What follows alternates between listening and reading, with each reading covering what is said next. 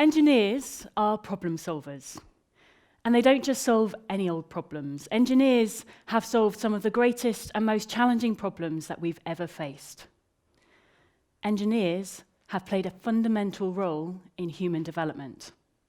Now, I realise that's quite a bold statement, but I'm hoping that I can share some stories with you that bring that to life, because I think that's amazing. That's inspiring. That's the kind of thing that would make me consider becoming an engineer, and it did. So I'd like to start by taking us a long, long way back, several thousand years, in fact, to when modern humans were first stepping out into the world. What was that world life like? What was life like? Well, I think it's fair to say that life was pretty tough for our ancient ancestors. Every day was a battle to find enough food and water to survive. Every day there was the challenge of finding shelter to keep ourselves safe from the elements and protect ourselves from predators. The world that our ancient ancestors inhabited was vastly different to the world that we inhabit today. And much of that difference is in large part due to our ability to engineer. Our ability to look at the world around us, identify the challenges that we are facing, think up ways to address those challenges and put that into action. In essence, our ability to engineer is our ability to turn our dreams into reality. And that has been fundamental to our success and to our development. For example, we can live in large numbers. That's been really important to our success as human beings for a number of different reasons, including protection in numbers, sharing of resources, sharing of ideas, which has enabled innovation. But one of the challenges of living in such large numbers is that we also end up living in close proximity to a lot of our own waste. And one of the issues of living in close proximity to a lot of our own waste is that we become at risk of contracting diseases. And those diseases, such as cholera, such as sickness like diarrhea, can have a huge impact on our lives and, in the worst cases, cause fatality. So this is something that our ancient civilizations have been addressing since the beginning of time. But one story I'd really like to share with you that I find most interesting is that of Joseph Bazalgette. Joseph Bazalgette was a British civil engineer who designed and delivered the London sewage system that we're still using today. And here's a lovely picture of him, the nice, fine young chap there in the top hat. So in 19th century London, so we're talking about the 1800s here, 3 million people were living in London. Those 3 million people were using the River Thames for their drinking water and to clean themselves in. They were also using the River Thames to get rid of their waste, and I'm talking about sewage waste here, because the River Thames would carry the waste away, out of harm's way. So unfortunately, what that meant is that a large proportion of people were drinking contaminated water. This meant there was a high incidence of cholera, of diarrhea, and at its peak in the mid-1800s, around 14,000 people died from those diseases. Now, you and I probably think that that's not a great way to live. That's not acceptable. There should be something that can be done about that. And something that happened in the mid-1800s was that members of Parliament, so if you don't know, the Houses of Parliament sit on the River Thames, were so offended by the stench coming from the river that they commissioned Joseph Bazalgette, the engineer, to do something about it. And this is what he did.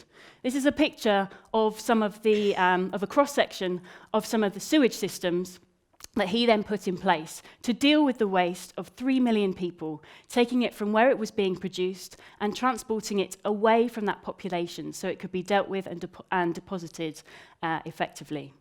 What's really inspiring about this story is that Bazalgette didn't just design that system for the 3 million people living in London at that time. This system is what we're still using today, over 160 years later, when there are 8 million people living in London. He had the foresight to think that this engineering infrastructure, this really big piece of kit, if you like, was going to have to last a long time. I'm not sure if he knew how long, but I think that's phenomenal that he has provided at least 160 years of people in London living without the fear of contracting diseases such as cholera and diarrhea. And it's only now in 2018, with the London Thames Tideway project, that we're upgrading the system. We're not even replacing it, we're just upgrading it. I think that's phenomenal. I think that's an amazing contribution that an engineer has made towards our human development, because what he designed inspired sewage systems all around the world. So it's not just the millions of people in London's lives that he's changed. He's had a knock-on impact on people's lives around the world. Engineers have also contributed towards advances in medical science. Some of you may be familiar with the work of Alexander Fleming, who discovered penicillin. Yeah? One of the most amazing medicines of the 20th century, antibiotics, which have saved thousands of lives from infection. And he found that in 1926. Now, by the time of the Second World War, in the 1940s, all that we'd managed to achieve was enough penicillin to treat 10 people.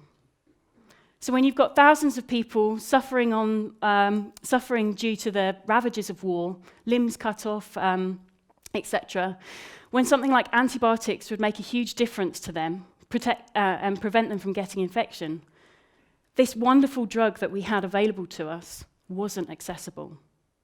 And this is a really great story, particularly for me, because it was a female engineer, this lady, Margaret Hutchinson, an American female chemical engineer who worked out the manufacturing process, because penicillin was typically quite hard to manufacture, a manufacturing process that could really scale up the production of penicillin. And within 1 year, she was producing enough 400 million units of penicillin. So that's a phenomenal achievement. That was something that an engineer did. Yes, it was science that discovered penicillin, but it was engineering that made it accessible to pretty much everybody around the world.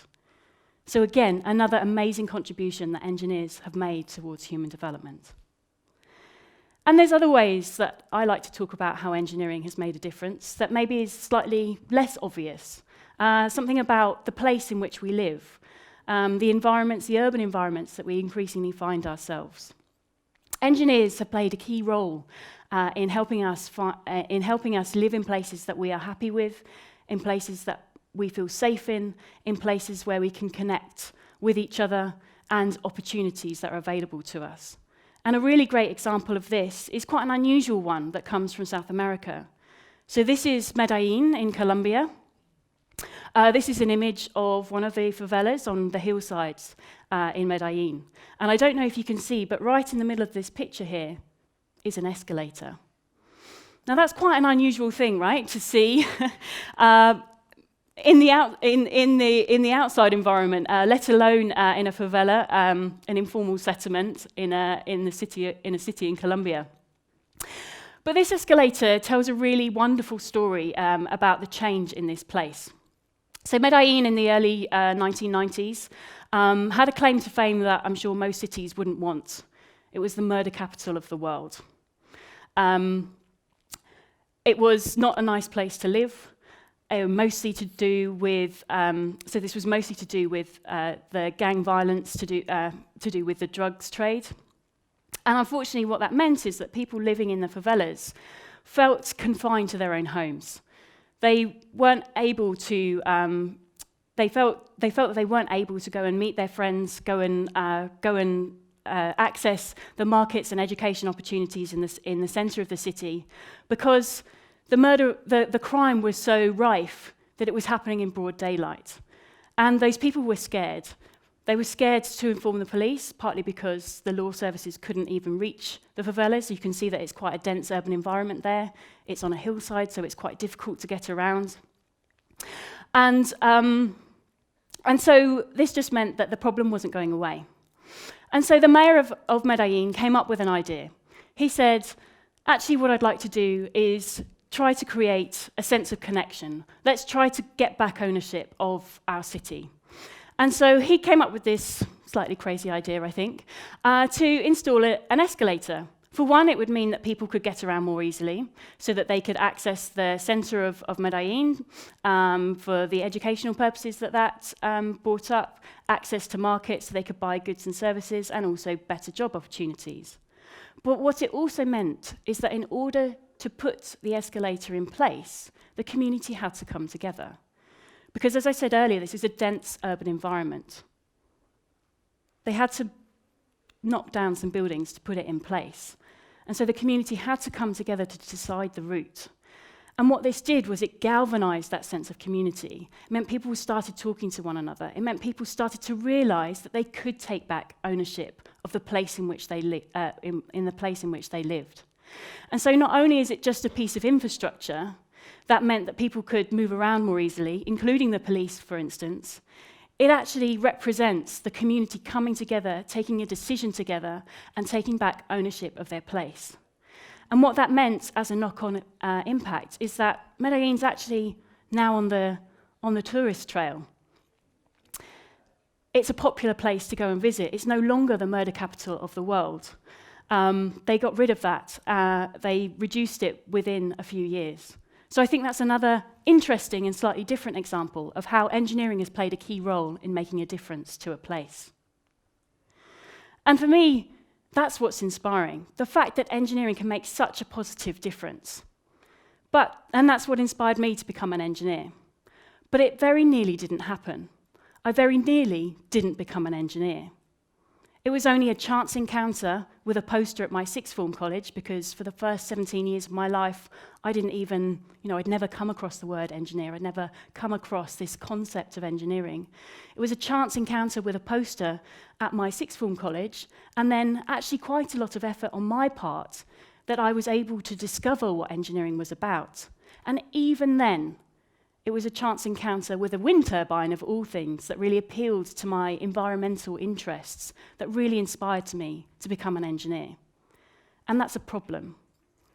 Not because I think I'm some sort of super engineer, and if I hadn't become one, then, the world would be far worse off. No, I'd like to think I'm not so arrogant about myself. But it's a problem because it's a common story. There are large numbers of people who don't know what engineering is. They don't know what engineering can achieve. And we have a real issue with who isn't becoming an engineer and what motivations and interests aren't being represented in engineering as a result. Diversity in engineering is an issue in the UK, but also around the world.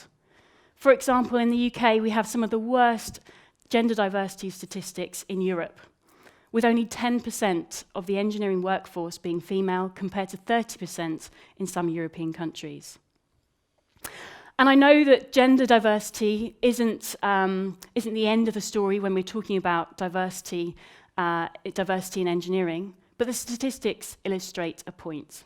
We lack diversity, and the effect of that is that the decisions and the values behind those decisions that are being made by engineers, and I hope I've showed you that engineers are making decisions about things that really affect our lives, the values behind those decisions being made by engineers aren't completely representative of the people that will live there. And time is of the essence. We're at a point in our history that some are calling as the beginning of the Anthropocene, an era where human activity is happening at such a scale that we are a significant deciding factor in the future of our planet. We are changing the climate. We are changing landscapes and natural ecosystems. And we're even changing ourselves. Whether that's the increased influence of technology in our day-to-day lives, or whether that's the engineered urban environments that we increasingly find ourselves in. So a few years ago, I think it was 2012, we tipped the balance to being more urban than rural. So it's engineers and the environments that we're designing as engineers that will, in the future, decide how we as human beings behave and interact with one another. So wouldn't it be really important that actually the people that are making those decisions represent us as a society? This is why diversity in engineering is so important. Not just for a justice issue, but because it's about the world that we're going to live in. We are engineering our planet, and I think it's fair to say that we are engineering our future. Oops. So what are we going to do about that? Well, I think one thing that we really need to do is it's this whole inspiration piece. To inspire a diverse cohort of people to become engineers, we really have to change the narrative of what engineering is about. Because as I said at the beginning, for me and for many people like me, it was quite hard to really discover what engineering was about and to see how it appealed to my interests. I didn't identify with engineering. So I think we have a real opportunity here with the Sustainable Development Goals. So the Sustainable Development Goals, for those of you that don't know about them, are 17 goals set by the international community that say we recognise that this Anthropocene is happening, that we are changing the face of our planet. We want to come together and say, actually, let's just not let that happen as it, in some sort of dystopian machine world type pathway. Let's take control of that path. Let's say that actually we refuse to believe that we can't live on this planet and feed ourselves whilst not also allowing the 8.7 million other species that live here to share this planet equitably with us. Let's not say that our only hope is looking for another planet. Let's actually say that we have the intelligence, we have the capability to live on this planet much better than we already do. And so I think the Sustainable Development Goals give us a really great opportunity to actually recontextualize and reframe the narrative around engineering. Because a lot of young people today, myself included, I'm probably not that young anymore, really want to do something about this. This is inspiring stuff. This is how do we want our future to look? What do we want our future to look like? But quite often we end up in a place of paralysis. These goals are huge. How are we going to address them? This is me as an individual. What can I do about that? And I'd actually say that engineering is a really tangible way of saying how we can address those, that becoming an engineer is a really great way to take action against them. For example, the example I gave earlier of Joseph Bazalgette with his sanitation systems, obviously that feeds into Sustainable Development Goal number 6 around achieving clean water and sanitation for everyone. But actually it also has a knock-on impact on some of the other goals, such as quality education, such as good health and well-being. And for me, it doesn't take too long to start drawing those links between some of the basic engineering that we talk about and actually the societal impacts that has. And I'm part of a movement of engineers that are talking about this, that are doing something about this.